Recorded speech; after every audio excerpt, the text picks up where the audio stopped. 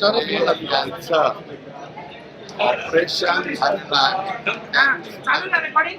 त्यांना दवाखान्यात दुसऱ्या दिवशी झाकून लपून नाही, दिवसा म्हणजे त्यांच्या स्वतःच्या निवासस्थानी भेटायला गेलो. त्यांच्या निवासस्थानी भेटून तब्येतीची विचारपूस करायला, तब्येतीची विचारपूस आणि लढा हे दोन वेगवेगळे प्रकार आहेत.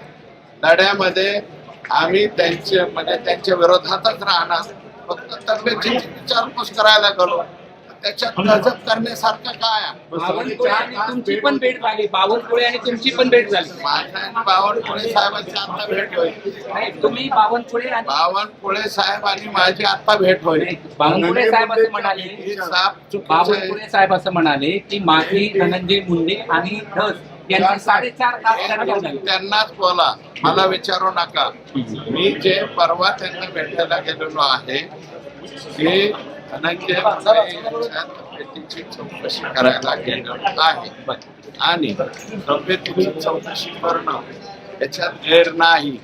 संतोष देशमुखचा लढा आणि तब्येतीची चौकशी याच्यामध्ये कसल्याही प्रकारचे संबंध नाही. बोलू नये, कोणाची मध्यस्थी नाही काय. रात्रीच्याला दवाखान्यात नेलं होतं, का दवाखान्यात भरणे मामाने दवाखान्यात नेलं होतं मला माहिती मिळाली, म्हणून मी त्यांच्या निवासस्थानी आलो. या सगळ्या भेटीनंतर पुढे काय काय चर्चा झाली? काही चर्चा झाली नाही, फक्त तब्येतीची विचारपूस केली. माझा मी निघून आलो. त्यांना 4.5 तास फक्त तब्येत 4.5 तास कोण म्हणलं? बावनकुळे साहेब म्हणले तर बावनकुळे साहेबांना विचार, मला विचारू नका. त्यांच्या निवासस्थानी भेटलो, दवाखान्यात आदल्या रात्री नेतो. परवाची गोष्ट आहे मला वाटतं.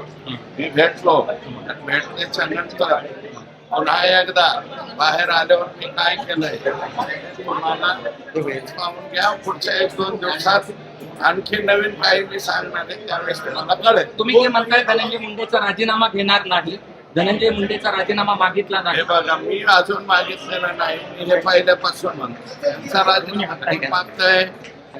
त्यांच्या पक्षाचेच लोक आणि सर्व लोक, इतर लोक जे आहेत ते राजीनामा मागतायत. त्यांचा पक्ष, त्यांच्या पक्षाचे वरिष्ठ त्यांच्या बरोबर राहतात. त्यांचा राजीनामा घेणं न घेणं हे सर्वस्वी अजितदादा पवार यांच्या हातात आहे. लढा सुरूच राहणार आहे. लढा हे लोक फाशीवर जाईपर्यंत राहणार आहे.